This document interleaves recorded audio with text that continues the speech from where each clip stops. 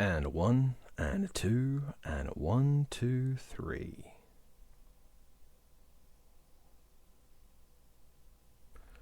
You might have found this video because you're a fan of mine, but you might have found it by searching for how you'd rather be listening to Grammy-Award winning 1999 hit Smooth by Santana featuring Rob Thomas of Matchbox 20.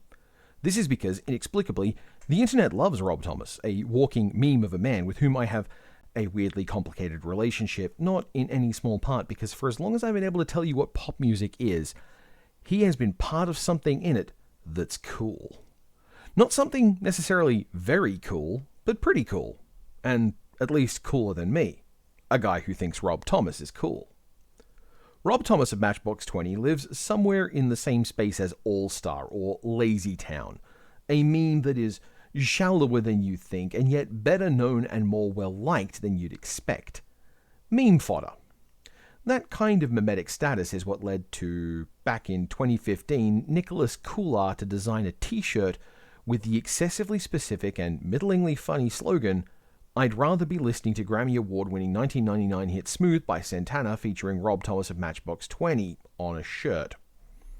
Coular put that shirt on Redbubble, it got a little bit of attention, and then it got copied, and it became wildly successful as memes go, and it raised upwards of hundreds of dollars. It got reblogged by Rob Thomas of Matchbox 20, then shut down by the representatives of Rob Thomas of Matchbox 20 for violating the copyright of, amongst other people, Rob Thomas of Matchbox 20. The design is back up now, I suppose. You might have seen this shirt, maybe on some streamer or the like, a really deliberately, ironically, unfunny, funny thing that exists in the special place of a meme magic that has no value but to remind you that, hey, products exist. It's still a thing that put Rob Thomas, who hadn't had a hit on the radio since really 1999, and also, what's a radio, onto the radar of everyone else, and what's a radar? So that meant that after all this furore in 2016, it was a time ripe for the retrospect. Rolling Stone took the time to strike while the iron was gone, and after 3 years of hard research into this t-shirt, or maybe to coincide with the song's 20th anniversary, I suppose, it was making retrospective articles, something like that. I didn't read it. Did you read it? Well, a guy called Rob Wesley did read it, and he shared an excerpt of the article that meant the conversation suddenly takes a turn for the gamer. What Wesley shared in that thread is a section where the narration outlines the way that Rob Thomas was playing Silent Hill, and how that was important to Santana's relationship with him, that their friendship during the songwriting of the song Smooth was marked by long stretches of Rob Thomas playing Silent Hill games while Santana got stoned and told him what to do. Lamberg: I said, what's he playing on PlayStation? I knew Carlos and I knew that could be a deal breaker. So Pete says he'll check in with Rob, and a few hours later he calls back and says Rob is playing this game called Silent Hill. Thomas: I mean, yeah, he would go hold a controller and just yell to me what to do, so he died a lot. But to his credit, Carlos got into the lore of it big time. It was harder then. You gotta remember, the internet wasn't the same then, so you had to be dedicated. But he got really into the whole Silent Hill setting, the mythos, and that's why the album ended up being called Supernatural. Thomas again: that's how we did it. I'd write a little, we'd record a bit, and then Carlos would watch me play Silent Hill for half an hour, 40 minutes, before we could go back into the studio. We had to reach a checkpoint or something really scary that would make Carlos want to take a break. Santana: I beat it, I beat the game. Rob would hold the thing with the buttons, but I would tell him where to go and what buttons to hit to kill the monsters. This presents us with an interesting question. Was Carlos Santana playing a video game? Now, there's a way to discard this argument pretty conveniently. You can just say no, and that's that. That's fine, if you want to be boring about it. But it also shows an unwillingness to engage with the question, to work out what the question is asking and what kind of answers present ways to view the world. It's a response that is fundamentally incurious. What Carlos Santana was doing is passing instructions to another player while probably chemically compromised, and that player ostensibly enacted their will or tried to. How is Carlos not playing that game? If we assume that you need direct control over a game for it to count, then a lot of chess games in history were played by nobody. Fancy lads with fancy hats would send one another letters with chess moves in them, and then the recipient would put those moves into action on their chessboard and send a letter with their own moves in it in response to the state that they were both maintaining. Now, In no case did either of those players have direct hands on the chess pieces on the other board, meaning that if directing a player to enact your intention doesn't count, then these players were playing against literally nobody and therefore not playing chess, and maybe even didn't really even exist. This also runs into the problem of dungeon masters or game masters or whatever deliberately twee term you've got for them. After all, in those games, you have to give your game actions to another player and they enact your intention. This capacity of confusing intention and outcome is a thing I refer to as enrolment, where you become enmeshed in the behavior of the game. One of the things that games just do is that when you partake in playing the game, you are committing actions whose outcomes are uncertain. Not impossible or unknowable, but just that when a game becomes inevitable, it loses something, and players tangibly react to the nature of that game change. You know what it means when you're entering endgame. Players can predict the outcome of the end of the game, and when it becomes inevitable, and that's when they either fold or start scrapping for the last points. That means that there is some clear element of game playing that is the way that the control mechanism, while maybe feeling good, is not necessarily capable of delivering perfect outcomes. You don't need your control scheme to be reliable for you to be playing the game. After all, one-handed play, or players for whom an interface is incompatible, aren't not playing a game just because the controller wasn't designed for them. They're dealing with an interface problem. Rob Thomas, in this context, is the interface. Now, to look at the alternate side of things, how about some people in a similar situation trying to influence a game very badly with a control mechanism that doesn't reliably work by talking to someone else? What about people watching a stream? Stream audiences clearly try to have an impact on the game they're watching. In particular places, some popular channels, it's not uncommon for them to cheer, to try and remember or suggest strategies, to try and ask the streamer to take a more explicit or clear route through their thinking processes. They will try and influence the conversation happening around the game, where they will invite the streamer to speak on a topic, and that has an impact on how the game gets played. There is a stimulus, a response, an uncertain outcome, and a control scheme.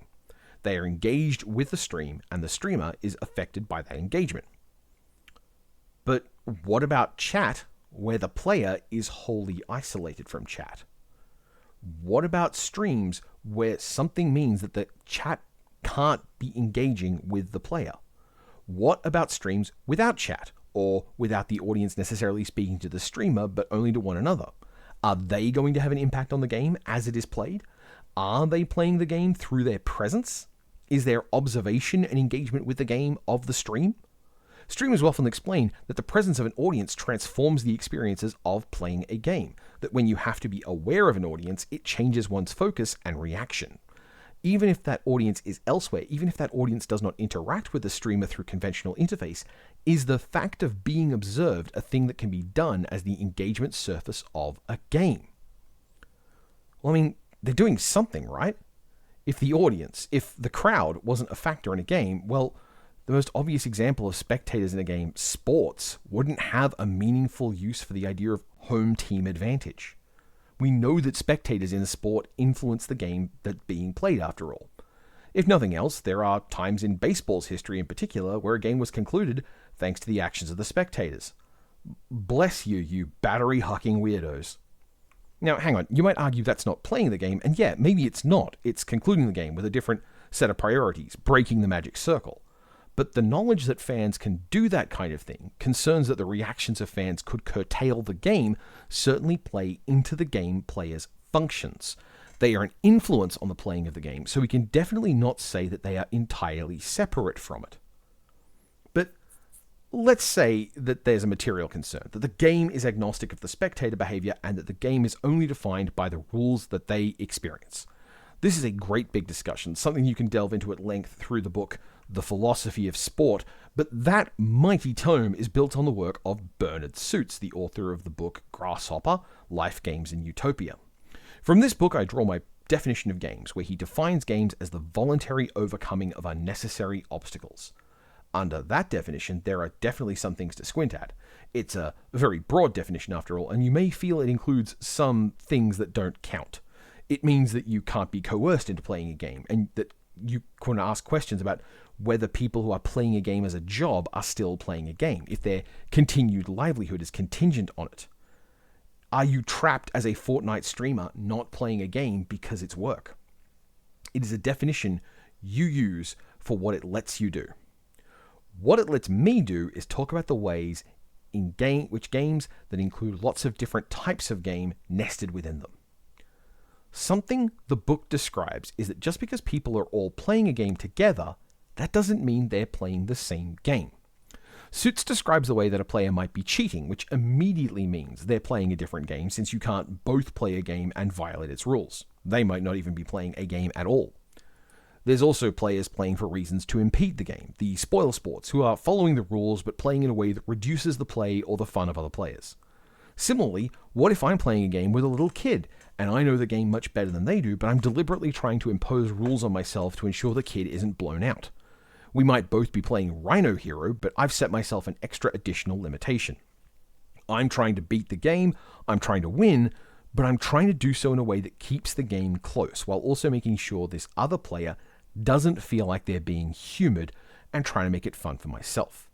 This may involve imposing new, other rules on myself. I'm playing the game, but I'm also playing another nested game on top of it. If you accept it of game experiences as maximally inclusive, you have a tool for when you consider these odd intersections and ask the question, are the audience playing a game? And, if you're trying to be maximally inclusive and you want to include the idea that engaging with the game, trying things, hoping, cheering, hypothesizing, strategizing, and seeing how all your strategies relate to the enacted ones, then you are playing a game. It's just a game with an entire other game as one of its components. A lottery is a game, and that's a game where you're trying to correctly guess a number with exactly one attempt, and the result of that can be stunningly engaging if the incentives are lined up right. What about an audience who are completely disconnected? What if we took the audience completely out of the sport? Let's put them at the remote location where they can't say or do anything to the players, like the esports community of South Korea's StarCraft channels. For lower tier matches outside of Code A, at least 10 years ago when I was paying a lot more attention, players weren't getting a live audience, but their games were being broadcast to satisfy a bottomless demand for the kind of media that they made. And we know in that case that nerves and choking are all factors that the audience's existence can impose on players. All right. So what if we remove the ability of the audience to influence the players at all? What if the players are somehow emotionally unaffectable by the attention of an audience? What if they were cold, efficient, and entirely automated in their play experience in a way that could be equalized and fair? And in order to make sure they're not too complex, let's make these game players as simple as possible, such that they can't fail or break or be otherwise impacted, meaning the game can operate in the purest possible way without any psychological influence of an audience. Are those spectators playing a game with the ideas of enrolment and maximally inclusive game definitions? Yes. Yes, they are. In that simplest possible definition, there is a goal and the spectator is trying to achieve the goal with a consensually chosen unnecessary obstacle. Specifically, the goal is their chosen simplified actor into a victory position with a control mechanism that is completely deprived of all functional agency. The spectator wants a player or a marble to win. They want to succeed, but the only means they have to influence the game are by cheering and wanting and really hoping. They negotiate, they pray, they plan, they strategize, they try to find a way to see their chosen player win or get better results or wind up where they want them to be, all through no means at all, through the least effective means possible. They are in many cases trying to construct visions of the future for what can happen, and if it does happen, to get the outcome they want, which is itself a prediction game that can be satisfied or fail. I forward then that the audience are playing a game when they map out expectations, when they cheer, when they connect with one another. They are playing a game just as Carlos Santana was playing a game when he was stoned as hell, giving instructions to Rob Thomas. He wasn't necessarily playing the same game as Rob Thomas of Matchbox 20. The story about Rob Thomas and Santana is completely false, by the way. When I first wrote about this was when I learned, because it took me 4 years to get around to checking the source material on Rolling Stone. It doesn't matter if it's false. It's a pretty funny example, and it let me make this. And chances are, there was a non-zero chance you thought Carlos Santana was a Silent Hill fan, because that's how rumors can be on the internet.